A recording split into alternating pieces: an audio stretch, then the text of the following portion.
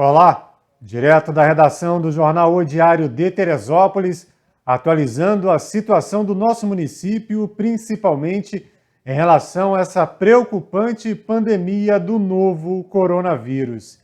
E segundo dados do Gabinete de Crise, já são mais de 700 confirmações da Covid-19 em Teresópolis. Está aí o banner, o último banner divulgado pela Secretaria Municipal de Saúde, repassado ao gabinete de crise, indicando 706 casos da Covid-19 no município, 43 a mais em relação ao balanço anterior. Repetindo, 706 casos da Covid-19 em Teresópolis, que dispara nessa liderança negativa, né, relacionada à Covid-19 na região serrana. 706 casos. Petrópolis, que tem uma população bem maior do que a nossa, 526 casos. Segundo esses dados aí do gabinete de crise da prefeitura, o número de mortes continua em 24 e outras 5 entraram nessa lista de casos suspeitos.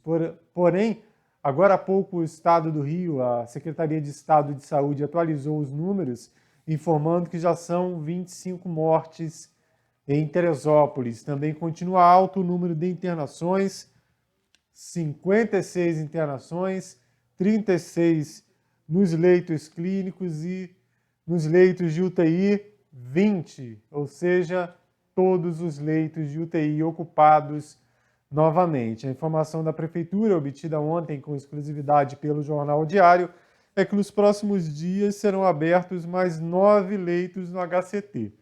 Isso leito SUS, né? Porque os hospitais particulares têm leitos particulares. Esses números de internações são somente de casos via Sistema Único de Saúde. Porém, enquanto esse número não é ampliado, se alguém aqui de Teresópolis passar dessa lista dos 36 aí, dos leitos clínicos ou entrar diretamente nos casos mais graves que precisam da unidade de tratamento intensivo, os pacientes serão levados para a Volta Redonda a 170 quilômetros de distância.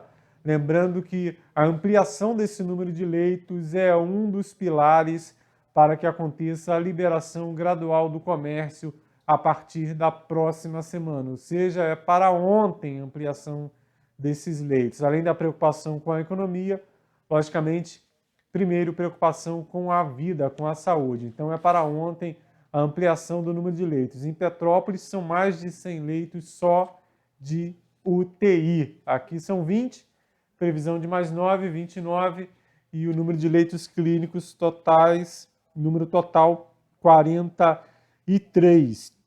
Segundo dados da Prefeitura. Lembrando sempre que dado não é opinião, não é a nossa opinião. Estamos apenas informando os números que são divulgados diariamente pela Prefeitura. Uma informação que não está nesse boletim, mas que você pode acessar no painel Covid da Prefeitura. O número de bairros já com casos anotados chegou a 74, 4 bairros ou localidades a mais em relação ao último balanço do que no anterior. A Várzea na frente, muito na frente, com 73 confirmações na região central do município.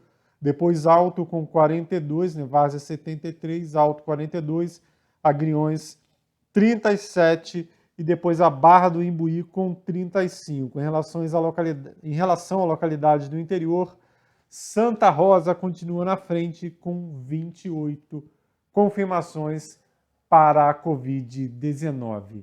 Havendo qualquer atualização desses números, você confere na nossa barrinha de notícias ou imediatamente nas nossas redes sociais.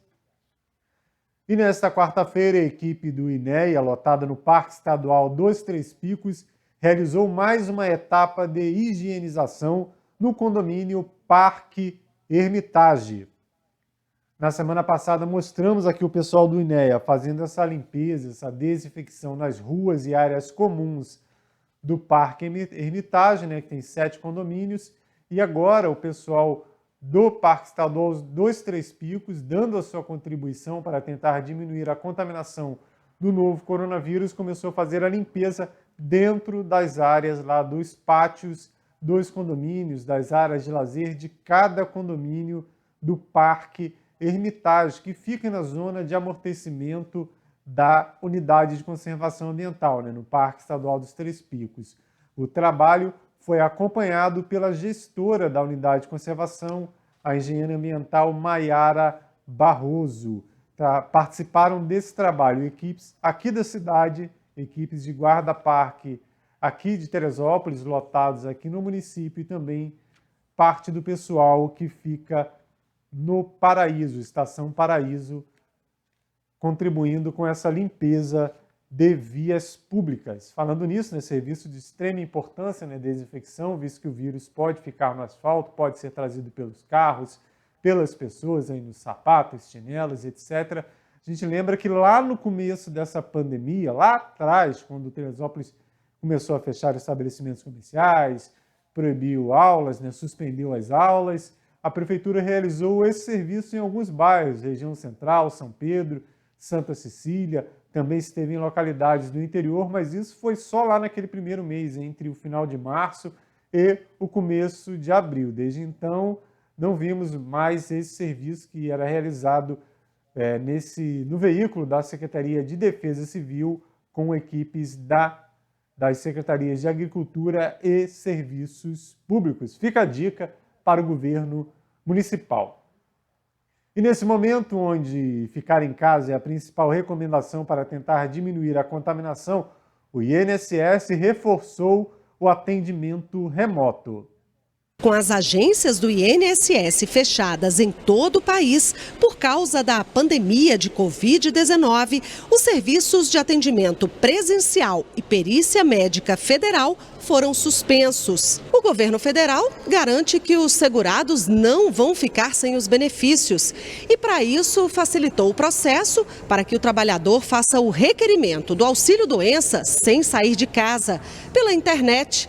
Basta enviar o atestado médico pelo Meu INSS, que pode ser acessado pelo site ou por aplicativo no celular. Essa semana nós estamos finalizando todo o represado dos pedidos desses atestados. Quem fez qualquer requerimento ao INSS antes das agências serem fechadas deve acompanhar o status da análise do benefício pelo Meu INSS ou pela central telefônica 135. Nós temos 4 canais hoje onde a pessoa pode procurar informações sobre o seu benefício. O canal do telefone 135, o canal do aplicativo Meu INSS, o site Meu INSS na página do INSS, assim como em localidades onde você tem uma agência próxima ali que você consiga ver, você tem um telefone de plantão onde você pode tirar dúvida.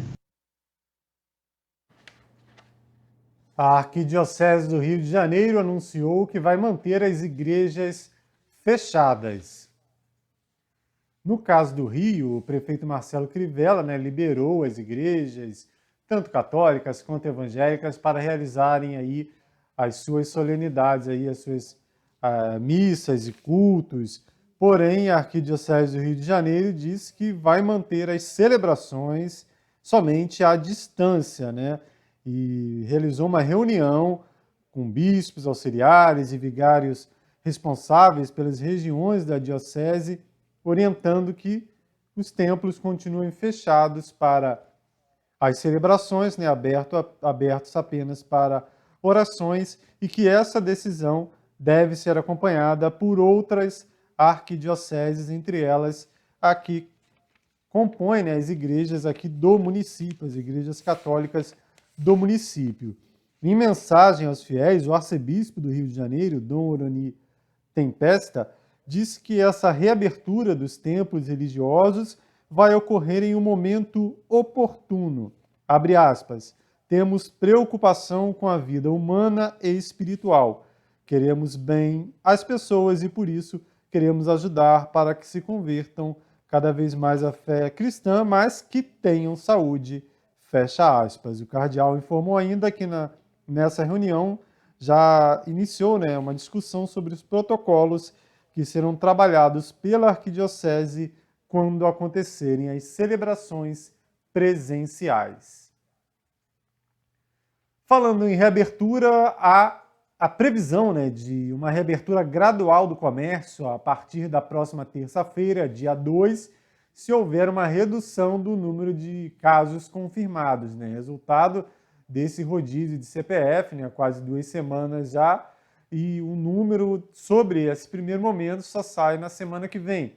Havendo também essa ampliação do número de leitos, mais vagas no município, a partir da próxima terça-feira começa uma reabertura gradual dos estabelecimentos comerciais de Teresópolis, entre eles o Teresópolis Shopping. Hoje a repórter Paola Oliveira conversou com a direção do shopping sobre como está sendo feita essa preparação do shopping, o que muda quando houver essa reabertura do shopping e também de alguns setores que funcionam dentro da unidade. Olá, o nosso convidado de hoje é o diretor do Teresópolis Shopping Center, o Marcelo Santa Cecília, que já esteve aqui na Diário TV conversando com a gente na semana do Dia das Mães e falando das novidades que o shopping vai trazer aí para os clientes. A gente não tinha uma previsão, né, Marcelo, naquela nossa conversa, mas agora a gente já tem uma previsão de reabertura do comércio e, junto com o comércio, o shopping. Como é que está essa expectativa aí para vocês? Pois é, Paula, muito legal estar agora conversando com você numa situação bem diferente daquela outra, né? Aquela foi no começo de maio, o shopping estava fechado há um mês e pouco, mais ou menos, e não tinha previsão, né? A gente estava vendo a economia toda com muita dificuldade de estar se inserindo nesse processo que a gente entende que vai ser duradouro, né? A gente entende que tudo isso só vai realmente terminar quando for inventada uma vacina, e que as previsões mais otimistas são para um prazo de 1 ano, 12 meses. E eu acho que é um consenso já, né, que nenhuma economia pode ficar mais parada por 12 meses. Né? Então, a gente tem que se acostumar a lidar com isso, né? Quer dizer, da forma mais segura, mais responsável possível. E o que está acontecendo agora eu acho que um grande entendimento que está acontecendo aqui na cidade. Eu fico muito contente de estar participando disso. Todas as entidades estão sentando na mesma mesa para estar estabelecendo uma pauta única. A gente tem tido reuniões frequentes com o pessoal do CDL, do Sincomércio, da SEAT e com a prefeitura junto. Então, a gente está desenhando a 8 mãos, 10 mãos, uma volta com segurança, com tranquilidade e estabelecendo critérios para que eles aconteçam, né? Que é exatamente o momento que a gente está agora, né? Quer dizer, estamos trabalhando para que a gente volte no dia 2 de maio, a próxima terça-feira, mas tudo vai depender também de algumas métricas que só vão ficar plenamente definidas, não as métricas, mas as aferições das métricas na segunda-feira, dia 1º de junho. Marcelo, nós temos visto aí exemplos de shoppings de outras cidades, né, circulando aí pelas redes sociais, com vídeos, mostrando que algumas lojas estão bastante vazias, né, com mercadorias. Como que está a preparação das lojas do Teresópolis Shopping Center para esse retorno? Olha, Paula, desde ontem, quer dizer, quando houve o pronunciamento da prefeitura na segunda-feira, dia 25, foi mais para o final do dia, né? Quando nós tomamos conhecimento desse pronunciamento, eu já reuni toda a nossa equipe gerencial para a gente colocar em prática alguns planos e alguns protocolos que a gente estava já há algumas semanas desenhando, né? Protocolos de reabertura do shopping e também, naturalmente, de comunicação com os lojistas. Então, desde ontem, a gente está começando a disparar para os nossos lojistas algumas informações que estão começando, a princípio, com uma informação macro, né, sobre a volta, depois algumas orientações de como vai ser a volta, né, com relação ao horário de funcionamento, alguns controles que a gente vai ter que seguir, que são controles que a Associação Brasileira de Shopping Centers está recomendando, e que todos os shoppings que estão reinaugurando já estão trabalhando dessa forma. E todos os nossos lojistas e e donos de quiosques também, né? Nós temos um percentual bastante relevante também de quiosques na composição do nosso mix, já estão informados disso, e a gente vai continuar ainda estreitando mais ainda essa comunicação. O que a gente entende é que algumas lojas que são, especialmente as âncoras, né? A gente está falando aí da Renner, das lojas americanas, da Casa e Vídeo e da Líder, né? Já que os cinemas eles não vão poder reabrir nessa primeira onda. Eles têm mais dificuldades de estar reabrindo de um dia para o outro, né? Então, a partir do momento em que nós tenhamos a confirmação no dia 1º da reabertura, no dia 2, eu acredito que eles vão precisar de alguns dias aí para estar reabrindo. Mas, fora isso, as lojas todas vão estar reabrindo normalmente. Eu acredito que a gente tem uma adesão muito próxima a 100% de todo mundo a partir do momento em que a gente realmente reabrir. Sim. E como que fica o Detran? Automaticamente ele volta a funcionar dentro do shopping, junto com o shopping, ou não? No primeiro momento, não, Paola, infelizmente, porque o Detran ele não é um órgão municipal, ele é um órgão estadual. E é um órgão estadual que está seguindo as orientações do governo estadual. Então, eles estão de licença, a gente está em contato com eles já há alguns dias com relação a algum posicionamento, né? E a gente teve hoje a informação de que eles não vão reabrir no dia 2, o que já era esperado, na verdade, mas, enfim, é um serviço público que a gente não tem muito controle sobre ele, né? Então, a princípio, ele não vai voltar junto com o shopping, se o shopping voltar no dia 2, né? Que isso fique claro também. A totalidade dessa entrevista, com tópicos relacionados a outros estabelecimentos, a novidades no Teresópolis Shopping, você confere na nossa programação. E nesta terça-feira, a Polícia Militar recuperou um caminhão roubado na estrada Rio-Bahia. Foi esse veículo que foi tomado por bandidos no final da noite de terça, nas proximidades do quilômetro 29 da BR-116, e o motorista do caminhão, após ver ocupantes de um carro de passeio atirando na sua direção, foi obrigado a parar. Ele foi ameaçado e teve que entrar em um matagal, e os bandidos informando que se ele saísse seria morto. Então ele passou a noite, essa gelada noite, em uma área de mata, lá nas proximidades do quilômetro 29. Só depois ele conseguiu sair, quando o dia amanheceu, e pediu ajuda à Polícia Militar, ao pessoal do DPO de Água Quente, que fez buscas na região e achou o caminhão em um pátio de postos de gasolina, meio que escondido entre outros veículos de carga. Os acusados do roubo não foram encontrados. E na BR-116, mais uma recuperação de veículo de carga, agora pela Polícia Rodoviária Federal. Tá aí, esse caminhão foi roubado em plena luz do dia, às 10h30 da manhã, nas proximidades de Duque de Caxias, na BR-116, rodovia Rio-Teresópolis.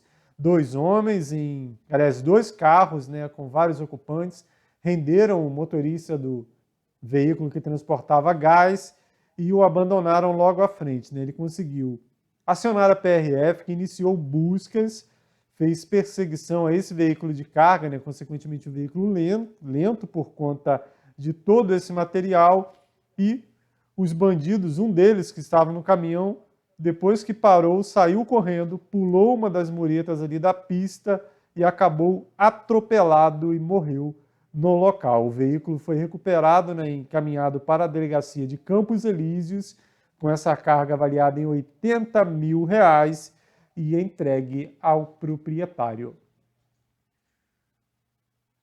Voltando para o trabalho policial aqui em Teresópolis, homens do 30º BPM tiraram de circulação mais um acusado de tráfico de drogas.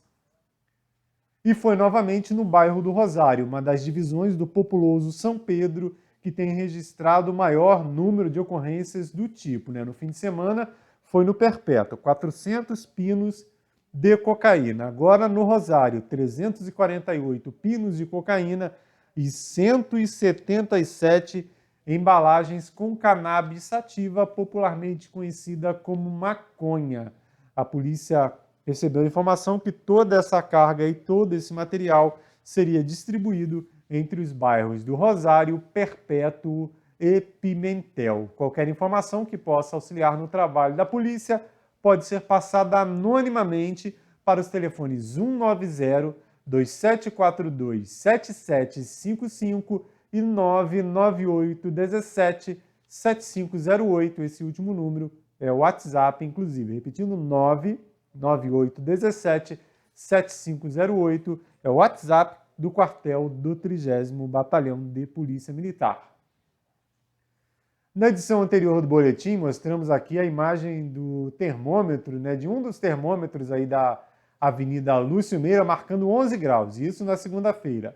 E nesta terça à noite, a temperatura caiu ainda mais. Olha só, terça-feira à noite, 9h30, 8 graus ali na Lúcio Meira, próximo ao Centena.